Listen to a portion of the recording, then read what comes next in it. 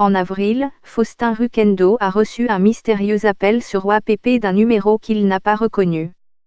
Il a également manqué des appels provenant d'autres numéros qu'il ne reconnaissait pas et il a commencé à s'inquiéter pour la sécurité de sa famille, alors il a acheté un nouveau téléphone.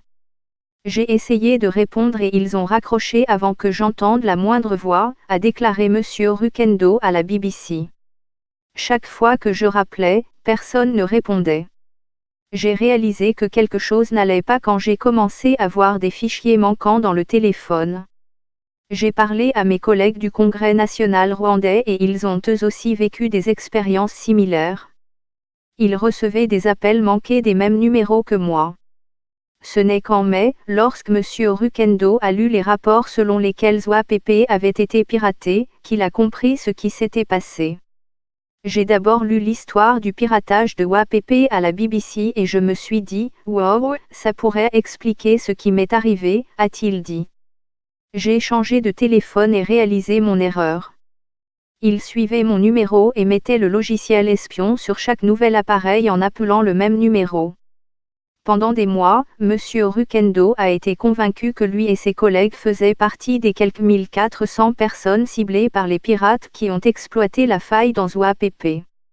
Depuis 6 mois, l'organisation travaille avec Facebook pour enquêter sur le piratage et découvrir qui a été touché. Les chercheurs disent, dans le cadre de notre enquête sur cet incident, Citizen Lab a identifié plus de 100 cas d'agression contre des défenseurs des droits humains et des journalistes dans au moins 20 pays à travers le monde. Le profil de M. Ruckendo en tant que grand critique du régime rwandais est cohérent avec le type de personnes qui ont été la cible de ces logiciels espions. Des pirates informatiques ont utilisé le logiciel pour espionner des journalistes, des militants des droits humains, des dissidents politiques et des diplomates.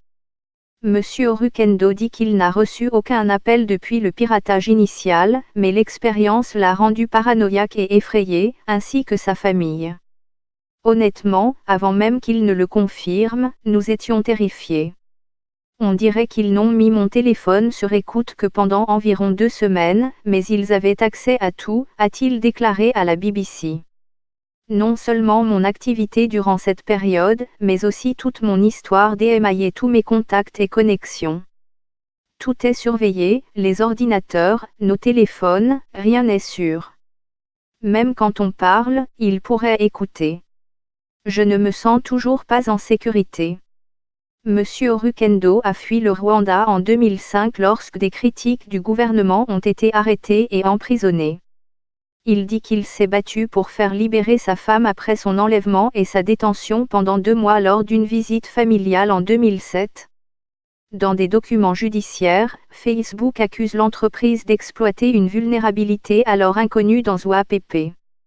Le service est populaire pour son cryptage de bout en bout, ce qui signifie que les messages sont brouillés lorsqu'ils voyagent sur Internet, ce qui les rend illisibles s'ils sont interceptés. Le dépôt auprès de la US District Court of Northern California décrit comment le logiciel espion aurait été installé.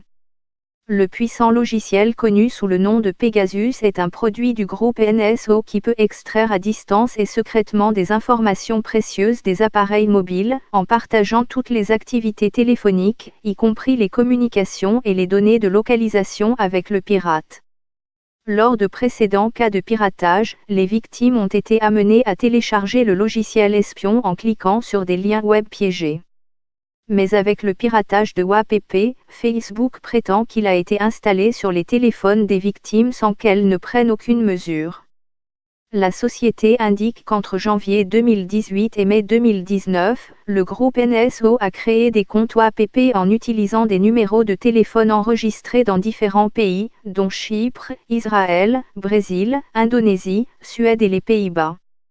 Puis, en avril et en mai, les victimes ont été attaquées par un appel téléphonique sur WhatsApp, affirme-t-on.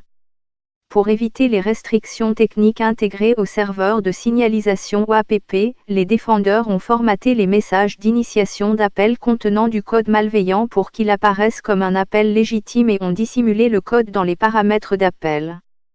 Déguiser le code malveillant en paramètre d'appel permettait aux accusés de le livrer à l'appareil cible et faisait apparaître le code malveillant comme s'il provenait des serveurs de signalisation OAPP. Dans certains cas, la seule chose qu'ils ont remarqué était les mystérieux appels manqués dans les lots OAPP. Le groupe NSO a été accusé d'avoir fourni le logiciel espion qui a permis aux assassins du journaliste Jamal Khashoggi de le traquer. Le groupe des NSO nie toute implication dans cet incident et affirme qu'il combattra ces dernières allégations. Dans les termes les plus fermes possibles, nous contestons les allégations d'aujourd'hui et nous les combattrons vigoureusement, a déclaré la société dans une déclaration à la BBC. Le seul but du groupe NSO est de fournir une technologie aux agences gouvernementales de renseignement et d'application de la loi pour les aider à combattre le terrorisme et les crimes graves.